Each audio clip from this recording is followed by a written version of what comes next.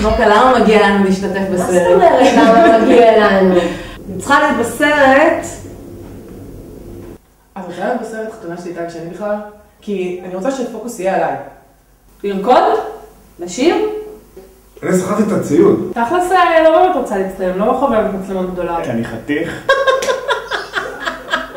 יואו, אתה דוחף לי יותר מדי. לא יראו אותי. שאני ארקוד עם סבתא דינה. זה לא מגניב להיות באודישנים. לחרוז חרוזים? אני שחקן טוב, אני קומי. לא עברות מסך, סטוב. אני טרגי. בלעדינו זה לא יכול להתקיים. יכול להיות הכל. רשום, אח האדיר, נראה לי שזה מספיק.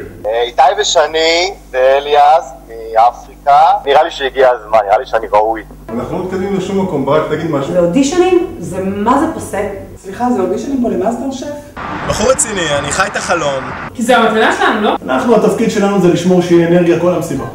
חיבוק חזק לכולם. צ'ירס האן. יאללה שמח!